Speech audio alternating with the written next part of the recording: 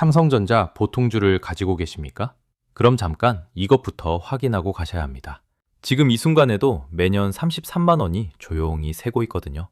같은 삼성전자입니다. 그런데 종목 코드 끝자리 하나에 따라 10년 뒤 4천만 원 차이가 벌어집니다. 여러분은 아마 우선주는 의결권이 없으니까 한 수 아래라고 생각하고 계실지 모릅니다. 천만의 말씀입니다. 매국인은 이미 우선주 지분 77%를 조용히 담아두었거든요. 이야기 시작 전 구독 버튼 한번 눌러주시면 감사하겠습니다.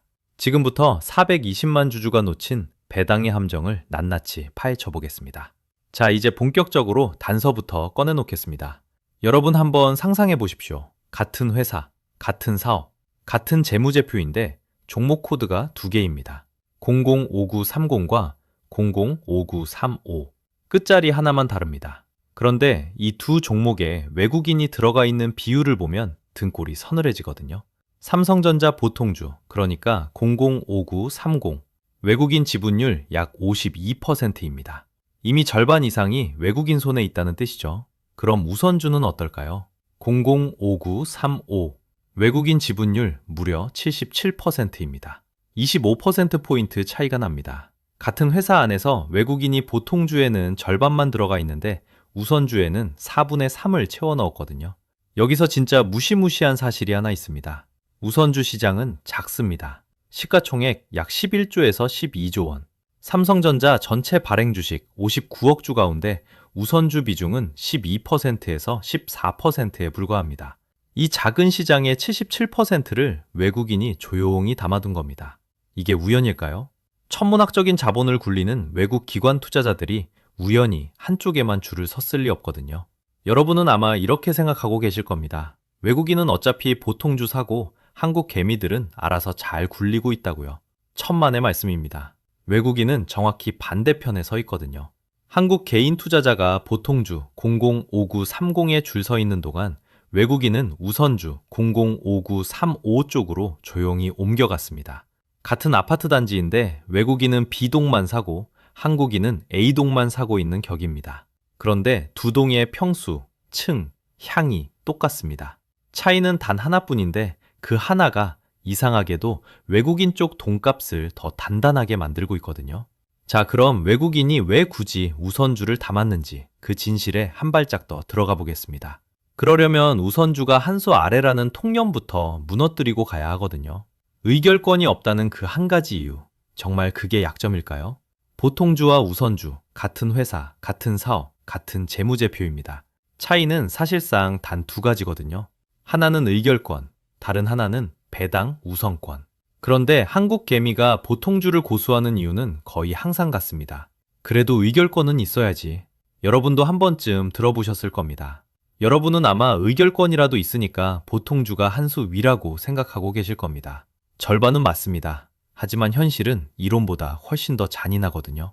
이제 그 의결권이라는 권리, 진짜 행사할 수 있는 건지 한번 따져보겠습니다. 한국 상법상 주주 제한권을 행사하려면 의결권 1% 이상을 들고 있어야 합니다. 1%면 작아 보이시죠? 천만의 말씀입니다. 삼성전자 보통주 발행 주식이 약 59억 주거든요. 이 1%면 무려 5,900만 주입니다. 시가로 환산하면 약 12조 원. 일반 개인 투자자가 단독으로 12조 원어치 주식을 모은다는 건 사실상 불가능합니다. 즉 여러분이 들고 있는 한 주, 두 주의 의결권은 실효성 0에 수렴하는 권리입니다. 박물관에 전시된 보검 같은 거거든요. 멋있긴 한데 휘두를 수가 없습니다. 여러분 한번 상상해 보십시오. 같은 평수, 같은 층, 같은 향, 자재까지 똑같은 아파트 두 채가 있습니다. 한 채는 2억, 한 채는 1억 5천만 원. 차이는 단 하나. 입주자 대표 투표권 한 장이 붙어 있느냐 없느냐. 그런데 그 투표권은 단지 전체의 1%를 모아야만 안건을 낼 수 있습니다. 5천만 원 더 내고 평생 행사할 수도 없는 투표권을 사시겠습니까? 합리적인 분이라면 1억 5천짜리를 고르실 겁니다. 그런데 주식시장에서는 이 선택이 거꾸로 일어나고 있거든요. 지금 보통주 보유자는 우선주 보유자보다 주당 6만 5천 원을 더 내고 있습니다. 같은 회사, 같은 사업, 같은 배당. 차이는 행사할 수 없는 의결권 하나. 6만 5천 원 곱하기 100주만 해도 650만 원입니다. 1000주면 6,500만 원이거든요. 이게 곧 실효성 없는 의결권에 매겨진 가격표입니다. 외국인이 우선주 77%를 조용히 담은 이유. 이제 윤곽이 잡히시지 않습니까? 그들은 이 6만 5천 원을 박물관 전시품 입장료로 보지 않은 겁니다. 여기서 끝이 아닙니다. 진짜 충격은 다음에 옵니다. 자, 여기서부터가 진짜입니다. 제가 이 영상에서 우선주 얘기만 듣기 좋게 늘어놓는다면 무책임한 분석이거든요. 그래서 불리한 팩트 하나를 먼저 자백하고 가겠습니다. 솔직하게 짚지 않고 넘어가면 신뢰가 무너지니까요. 지난 10년 1천만 원을 각각 투자했다면 지금 통장에 얼마가 찍혀 있을까요? 보통주에 넣었다면 약 1억 700만 원입니다. 우선주에 넣었다면 약 9,400만 원이거든요. 보통주가 이겼습니다. 약 1,300만 원, 14% 정도 더 벌었습니다. 이게 팩트입니다. 숨기지 않겠습니다. 그런데 여러분, 여기서 멈추면 안 됩니다. 진짜 질문은 단 하나거든요. 보통주는 도대체 왜 이겼을까요?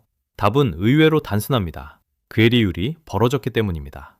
2016년에 보통주와 우선주의 가격 격차, 이른바 괴리율이 약 20% 수준이었습니다. 그런데 지금 이 순간 그 격차가 약 30%까지 벌어져 있거든요. 쉽게 말하면 같은 회사, 같은 사업인데 우선주가 보통주보다 10년 사이에 10%포인트 더 싸졌다는 뜻입니다. 한국 우선주의 역사적 평균 괴리율은 17%에서 20% 사이입니다. 30%는 평균보다 명백히 벌어진 구간이거든요. 같은 옷의 정가표와 할인가 차이가 평소 20%였는데 지금 30%로 벌어져 있는 셈입니다. 여러분 한번 상상해 보십시오. 100m 달리기에서 지난 10년 보통주가 더 빨랐던 게 사실입니다. 그런데 지금은 우선주가 보통주보다 20m 앞 출발선에 서 있는 셈이거든요. 같은 회사 안에서 한쪽이 더 싸게 팔리고 있다는 뜻입니다. 여러분은 아마 이렇게 생각하실 겁니다. 보통주가 10년 내내 이겼으니 다음 10년도 보통주가 답이지 라고요. 표면적으로는 그게 정답입니다. 하지만 현실은 이론보다 훨씬 잔인하거든요. 천만의 말씀입니다. 보통주가 이긴 이유 자체가 곧 다음 10년 우선주가 이길 이유입니다. 이게 막연한 희망이 아닙니다. 바로 옆에 살아있는 사례가 하나 있거든요. 현대차 우선주를 보십시오. 2025년 12월 괴리율이 28% 수준이었습니다. 그런데 단 두 달 뒤인 2026년 2월 그 괴리율이 무려 46%까지 치솟았거든요. 두 달 만에 18%포인트가 움직인 겁니다. 우선주 괴리율이 한번 방향을 잡으면 얼마나 무시무시하게 움직이는지를 보여주는 처참한 사례입니다. 반대로 좁혀지는 구간에서는 그만큼 통쾌한 수익이 따라온다는 뜻이기도 합니다. 미국과 일본에서 같은 회사 우선주 괴리율은 보통 5%에서 10% 수준이거든요. 한국 우선주의 30% 디스카운트는 글로벌 기준으로도 구조적으로 과대평가된 할인입니다. 이건 영원히 유지될 수가 없습니다. 정리하면 이렇습니다. 보통주가 이긴 건 인정합니다. 다만 그 승리의 원인인 괴리율 30%가 곧 다음 사이클의 시작점이거든요. 자, 그럼 같은 1억 원을 넣었을 때 보통주와 우선주의 통장이 10년 뒤 얼마나 달라지는지 본격적으로 숫자로 보여드리겠습니다. 여러분이 지금 같은 1억 원을 들고 증권사 앱을 열었다고 한번 상상해 보십시오. 한 화면에는 005930 보통주, 다른 화면에는 005935 우선주가 떠 있습니다. 같은 회사, 같은 사업, 같은 재무제표입니다. 그런데 끝자리 숫자 하나 차이로 통장의 운명이 어떻게 갈리는지 지금부터 산수로 보여드리겠습니다. 2026년 4월 기준 보통주 한 주 가격은 약 20만 6천 원입니다. 1억 원을 넣으면 약 485주를 살 수 있습니다. 같은 1억 원을 우선주에 넣으면 어떻게 될까요? 한 주 가격은 14만 400원, 매수 가는 수량은 약 712주입니다. 무려 227주 더 많거든요. 비율로 따지면 47% 더 많은 겁니다. 여러분은 아마 이렇게 생각하실 겁니다. 47%면 너무 부풀린 거 아니냐고요? 천만의 말씀입니다. 이건 부풀린 게 아니라 산수입니다. 같은 돈으로 산 주식수 자체가 47% 더 많거든요. 계산기 두드려 보시면 한 자리도 안 틀립니다. 여기서부터가 진짜입니다. 2025년 회계연도 결산 배당을 한번 보십시오.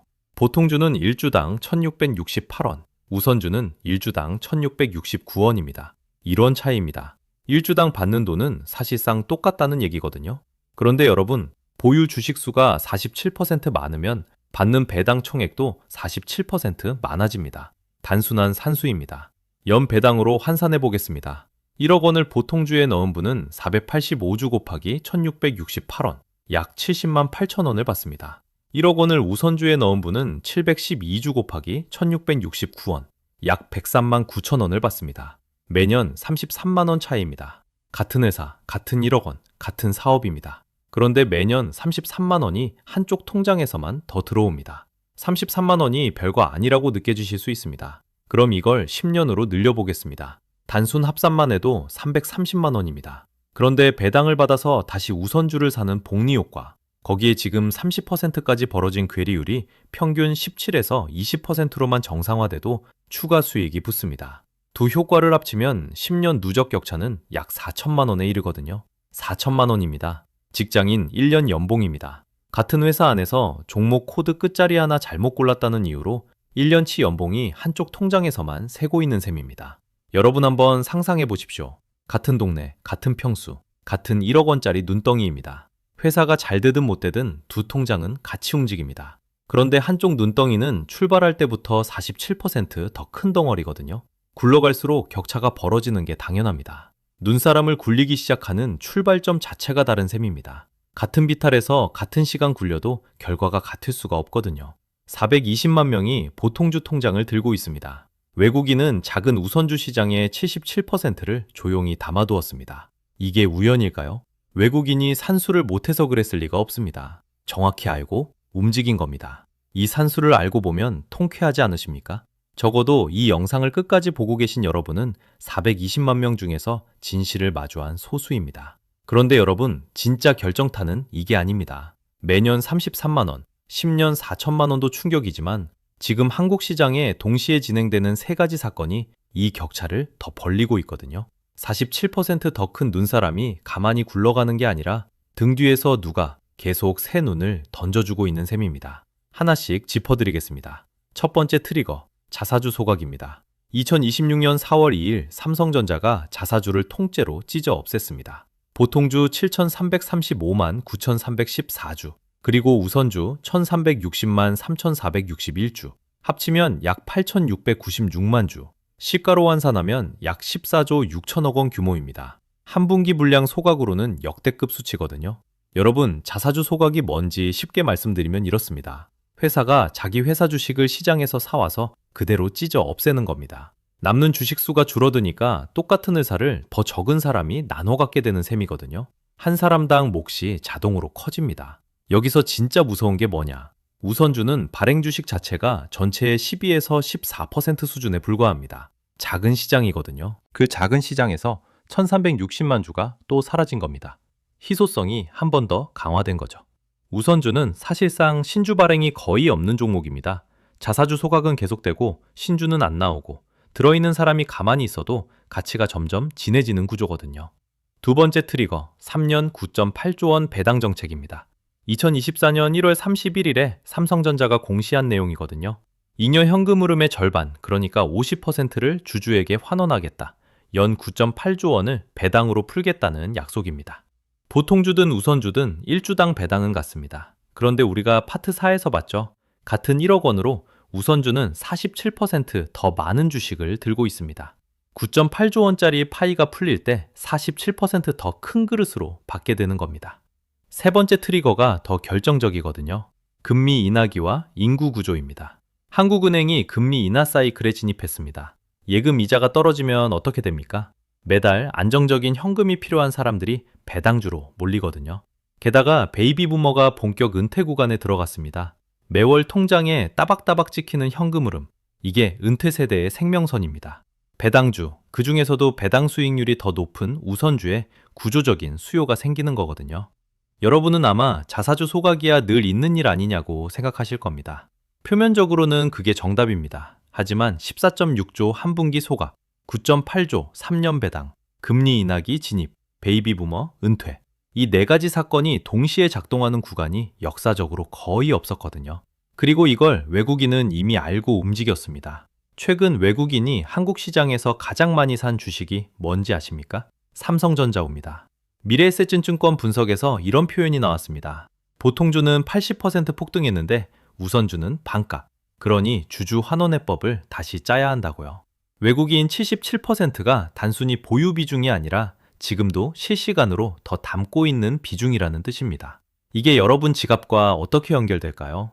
여러분의 ETF, 퇴직연금, 국민연금 포트폴리오 안에 삼성전자가 어떤 형태로 들어있는지 한 번만 확인해 보십시오. 보통주 비중이 압도적이라면 47%더 큰 눈사람을 옆 동네에 세워두고 작은 눈사람만 굴리고 있는 셈이거든요. 자, 여기서 제가 박수만 치고 끝낸다면 무책임한 분석입니다. 우선주에도 분명히 함정이 있거든요. 냉정하게 짚어야 할 게 4가지 있습니다. 진짜 위험은 지금부터입니다. 첫 번째 함정, 거래량과 변동성입니다. 일반 우선주의 구조적 약점이거든요.